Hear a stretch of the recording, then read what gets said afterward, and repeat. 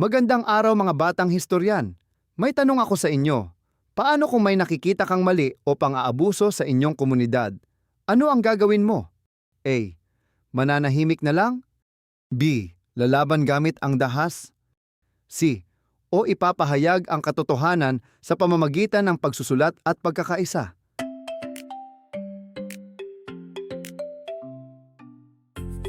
Alam ba ninyo na may mga Pilipino noon na gumamit ng panulat bilang sandata laban sa pang-aapi ng mga Espanyol? Sila ang tinatawag na mga propagandista.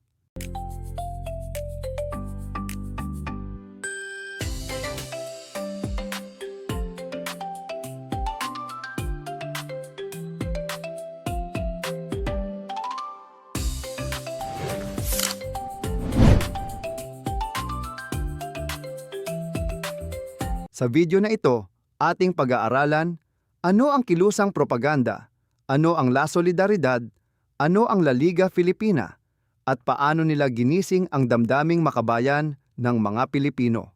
Handa na ba kayo? Simulan na natin.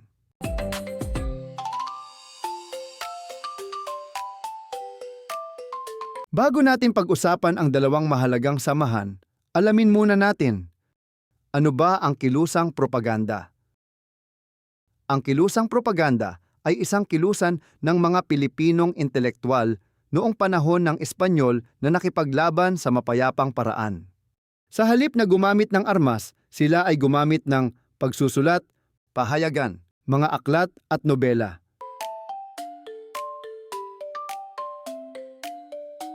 Layunin nilang ipakita ang pang-aabuso ng mga Espanyol, ipaglaban ang pantay na karapatan ng mga Pilipino, humingi ng reforma sa pamahalaan. Ang mga kasapi ng kilusang ito ay tinatawag na propagandista.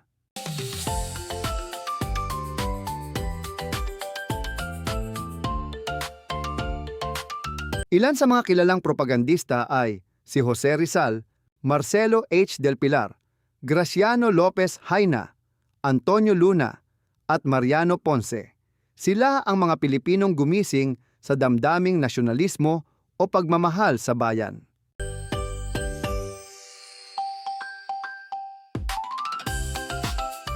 Ngayon naman, kilalanin natin ang La Solidaridad. Ang La Solidaridad ay ang opisyal na pahayagan ng kilusang propaganda. Dito inilathala ng mga propagandista ang kanilang mga artikulo tungkol sa pang-aabuso ng mga Espanyol, kalagayan ng mga Pilipino, pangangailangan ng pagbabago o reforma. Ang unang punong patnugot ng pahayagan ay si Graciano Lopez Haina.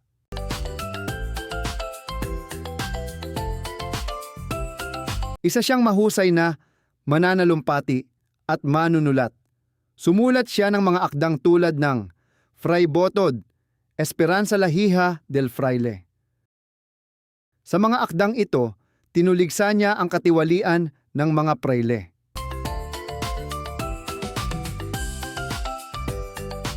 Kilalang manunulat sa kilusan. Una, Jose Rizal. Si Dr. Jose Rizal ay sumulat sa kilusan gamit ang mga pangalang Laong Laan, Di Masalang. Kilala siya sa kanyang dalawang nobela, Noli Me Tangere, El Filibusterismo. Ang El Filibusterismo ay inihandog niya sa Gumbursa, na lalong nagpasiklab sa damdaming makabayan ng mga Pilipino.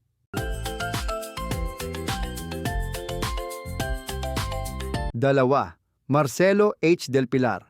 Isa pang mahalagang propagandista ay si Marcelo H. del Pilar. Ang kanyang pangalan sa panulat ay Plaridel. Siya ay mahusay na manananggol, mahusay na manunulat. Kabilang sa kanyang mga akda ang Dasalan at Toksohan, Kay Ingat Kayo, at Sagot ng Espanya sa Hibik ng Pilipinas.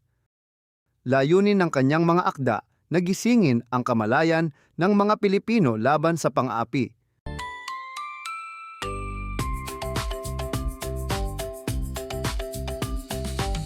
Noong 1872, nagbalik sa Pilipinas si Jose Rizal at nagtatag siya ng isang samahan na tinawag na La Liga Filipina.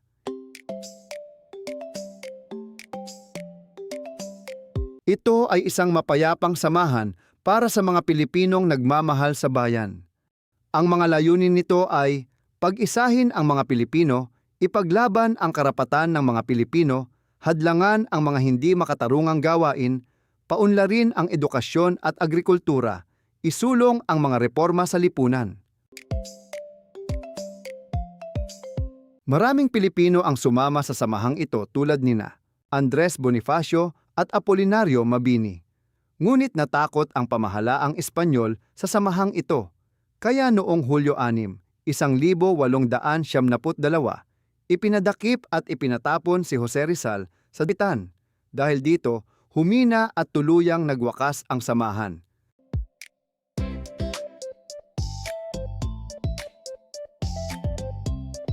Bagamat hindi agad nakamit ng kilusang propaganda ang kanilang mga layunin, napakalaki ng kanilang naging ambag sa kasaysayan. Sila ang nagmulat sa isipan ng mga Pilipino. Nagpakita ng katotohanan tungkol sa kolonyal na pamahalaan. Nagpaigting ng damdaming makabayan.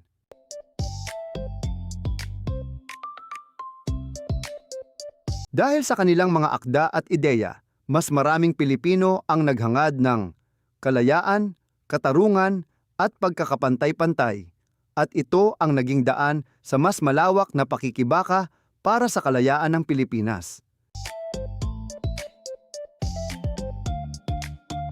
Bago tayo matapos, sagutin natin ito. 1.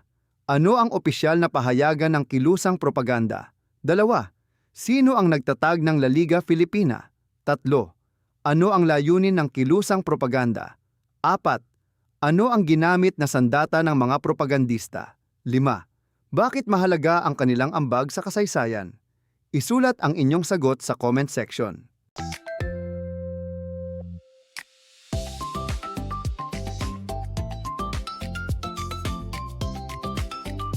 At diyan nagtatapos ang ating aralin tungkol sa kilusang propaganda, La Solidaridad at La Liga Filipina. Tandaan mga bata, hindi lahat ng laban ay kailangang gumamit ng armas. Minsan, ang panulat, kaalaman at pagkakaisa ang pinakamalakas na sandata. Kung may natutunan kayo sa video na ito, like, share, at mag-subscribe sa ating channel para sa mas marami pang Grade 5 lessons. Kita-kita tayo sa susunod na aralin. Ngayon upang mas lalo pang mapalalim ang ating pagkatuto, gawin natin ang mga sumusunod na gawain.